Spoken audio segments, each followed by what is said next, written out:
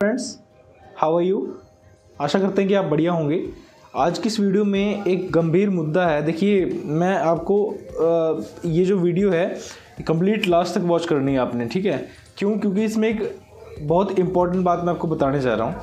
वो ये है कि जैसे आप कभी भी अपने पेरेंट्स के साथ या खुद ड्राइव करके जाते हैं या कहीं ना कहीं आपने सड़क पर पुलिस चेकिंग तो ज़रूर देखी होगी, मानते इस बात को। अब जैसे आप जा रहे हैं, पुलिस ने आपको चेकिंग के लिए रोक लिया, डिमांड करती है कि आप इंश्योरेंस दिखाइए, आरसी दिखाइए, लाइसेंस दिखाइए, पीयूसी दिखाइए, anything else what ever they want, वो आपसे डिमांड करते हैं। आप उनको वो डॉक्यूमेंट दे भी देते हैं और police most of the cases में आपको जाने भी देती है। लेकिन कुछ लोगों की क्या अप्रोच होती है, भाई मैं पुलिस से हूँ, भाई मैं एडवोकेट हूँ, मेरा चालान कैसे काट देगा। अरे भाई मैं एडवोकेट हूँ, पता है सुप्रीम कोर्ट में एडवोकेट हूँ। अरे वकील साहब जाइए आप तो जाइए। ये अप्रोच होती है कुछ लोगों की। इन द सेम केस मेरे पास एक कमेंट आया अमीका जीनस यूट्यूब चैनल पर। उस पर क्या हुआ कि यहाँ पर मेंशन किया गया है UK07 राइडर को। अब इशू इसमें क्या है, UK07 राइडर का मैंने वीडियो रिसेंटली नहीं देखा था, ठीक है। वो एक मोटो व्लॉगर है, बाइक पे गोप्रो वगैरह लगा के शूट करते हैं, बहुत बढ़िया करते हैं, मुझे बहुत पसंद है। लेकिन जो चीज़ जिसकी गलत है वो बताने में कोई हर्ज नहीं होना चाहिए, ठीक है। तो इसमें सबसे बड़ा जो कारण और मेन इशू जो आज मैं आपके साथ डिस्कस कर रहा हूँ वो ये है कि UK07 के पास एक राइडर के पास एक बहुत ही ज़्यादा बढ़िया और अच्छी स्पोर्ट्स बाइक है जो कि इम्पोर्टेड है, इंडिया की नहीं है। फर्स्ट थिंग, जब कोई बाइक इंपोर्ट हो रही है इंडिया में तो इंडिया में रजिस्टर्ड हुई होगी, तो इंडिया की अथॉरिटी ने उसको रजिस्टर्ड किया होगा। UK07 है तो प्रोबेबिलिटी है कि यूके से, मैंने नंबर नहीं देखा बाइक का, तो मेरा ध्यान ये है कि यूके में ही रजिस्टर्ड हुई होगी, यूके स्टेट में, है ना। जैसे हमारा हरियाणा है तो HR होता है, तो वहाँ पे यूके होता होगा। Okay, now the thing is कि जब वो 4 सिलेंडर बाइक या उससे भी ज़्यादा हो सकते हैं, मुझे उस बाइक की कैरेक्टरिस्टिक्स के बारे में नहीं पता। द ओनली थिंग इज़ मैं बता रहा हूँ कि जो सुपर बाइक्स होती है 4 सिलेंडर के अप्रॉक्स होती हैं, 16,000 के लगभग उसमें RPMs होते हैं। तो कितनी बढ़िया बाइक होगी और कितनी महंगी बाइक होगी, 8-9 लाख की तो होगी अप्रॉक्स। और वो बाइक सड़कों पे चलती है तो वो आवाज़ करती है। अब जब गवर्नमेंट ने इसको रिकॉग्नाइज कर लिया है, फिर 80 डेसिबल वाला सिस्टम तो रहता नहीं, ठीक है। ओनली द थिंग इज़ यहाँ पर प्रॉब्लम क्या आ रही है, वो जो भाई हैं वो हाईवे पे जा रहे थे। अब हाईवे पे नॉर्मल गाड़ी भी चलती है 80-90-100 पे, वो चला रहे थे 110-120 में। ये पुलिस क्लेम करती है उस वीडियो में कि आप 110-120 में चला रहे हैं। जब पुलिस ने उनको चेकिंग के लिए रोका तो वो कह रहे कि आप हमारा चालान नहीं काट सकते, आप हमें वो दिखाइए। Although he is right, he is using his right, उसको अपने राइट्स का पता है कि भाई हाँ, अगर मेरी आप ओवर स्पीडिंग का काट रहे हैं तो आप ओवर स्पीडिंग बताइए मुझे कि कितनी है, कहाँ से आपने मेजर की, ठीक है। फिर पुलिस उसको कहती है कि आपने रॉन्ग लेन में एंटर किया, ठीक है। चलो रॉन्ग लेन में वो कहता है कि मुझे साइन बोर्ड का नहीं पता था। यहाँ पर वो गलती खाते हैं। देखो मेरी बात सुनो, अगर कोई ये कहे कि मैंने फलाना व्यक्ति को चाकू मार के उसकी हत्या कर दी, लेकिन मुझे नहीं पता था कि भाई चाकू मारने से ये मर जाएगा और हत्या करने की 302 के अंदर पनिशमेंट है, वो मर्डर है और मुझे ये ऑफेंस के लिए मैं लाइबल हो जाऊंगा, कि मुझे लॉ का नहीं पता था, मोटी सी बात ये है। तो ये कोई एक्सक्यूज़ नहीं होता है मेरे दोस्तों, ठीक है। कोई अगर ये कहे कि मैं बस के अंदर बैठ गया और मुझे ये नहीं पता था कि भाई टिकट भी लेनी होती है, ठीक है, तो और फिर वो TT आ जाता है और वो उसको चालान कर देता है और कोई फाइन इम्पोज कर देता है, ठीक है। तो ये कोई एक्सक्यूज़ नहीं होता। इसके लिए एक टर्म होती है, ignorance of law is no excuse, ठीक है।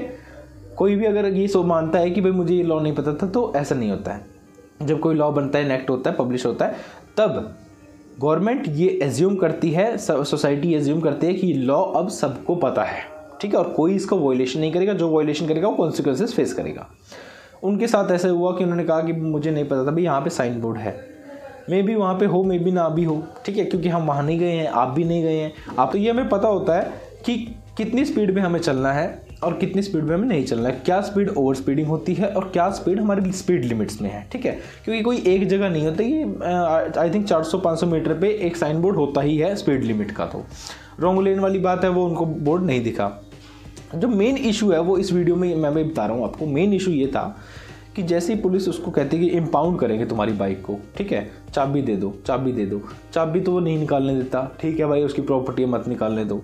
लेकिन वो क्या कहते हैं कि मैं अभी करता हूँ अनुराग IPS को फ़ोन, और वो मिलाते भी हैं ऑन रिकॉर्डिंग, GoPro में रिकॉर्डिंग हो रही है और अनुराग IPS को वो कॉल करते हैं और कहते हैं कि मुझे ऐसे ऐसे करके पुलिस ने रोका है। और पुलिस क्या कहती है, आईपीएस ऑफिसर क्या कहते हैं आगे से, दे सेड कि जाओ, अरे अनुराग कोई बात नहीं भाई, मैं हैंडल करता हूँ इसको, कोई बात नहीं मैं देखता हूँ इसको। ये रवैया एक आईपीएस ऑफिसर का उसके खिलाफ विदाउट नोइंग द फैक्ट्स कितना वैलिड है, कितना इनवैलिड है, ये आपको भी पता है, हमें भी पता है और आईपीएस साहब को पता है। देखो, उन्होंने अपनी लाइफ में बहुत अच्छे काम किए हैं, ठीक है, बहुत अच्छे काम करते रहेंगे और करते भी रहेंगे आगे भी, लेकिन जो चीज़ गलत है वो गलत है।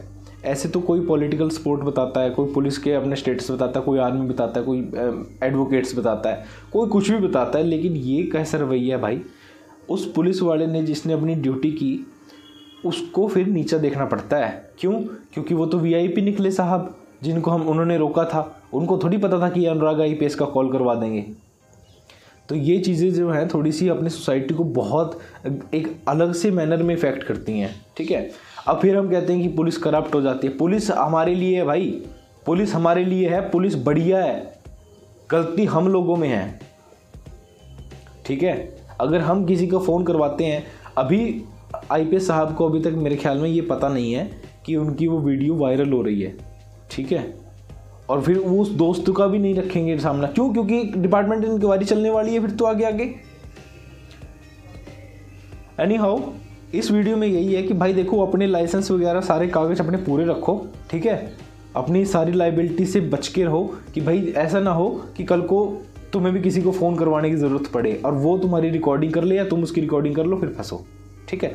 इससे अच्छा ये है कि अपने सारे कागज, अपने हेलमेट वगैरह जब भी राइड करते हैं, जो भी नॉर्म्स हैं आपके स्टेट के, आपके कंट्री के रिगार्डिंग, आप उसको फुलफ़िल कीजिए और उस हिसाब से सारे अपनी सेटिंग करके चलिए घर से ही, ताकि रास्ते में अगर चेकिंग मिले तो आपको खुशी हो कि देखो यार इनको रोक रखा है और मुझे नहीं रोका। क्यों? क्योंकि मेरा कोई स्टेटस हाई फाई नहीं है, क्योंकि मेरे पास हेलमेट था, क्योंकि मेरे पास आरसी लाइसेंस, पीयूसी वगैरह सब कुछ था, ठीक है। तो in this video we end this video till here. आज के लिए इतना ही, इस वीडियो में अभी बंद करते हैं। और ध्यान रखना इस बात को कि UK07 राइडर वाला काम हमें नहीं करना है, ठीक है। किसी ऑफिसर का कॉल हमें नहीं करवाना है। ऐसा काम करो कि ऑफिसर को कॉल करवाने की ज़रूरत ही ना पड़े, ठीक है। मैंने बहुत बार नोटिस किया है कि पुलिस जब चालान कर रही होती है, चेकिंग कर रही होती है, वहाँ पर रिपोर्टर्स होते हैं, ठीक है।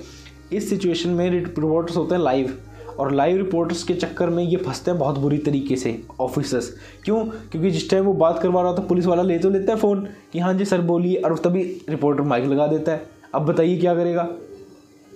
कल को वो बहुत बुरी तरह से फंसने वाला होता है। इसलिए ये जो वीडियो है अभी इसको यहीं बंद करते हैं, और आगे के लिए आप भी ध्यान रखिएगा।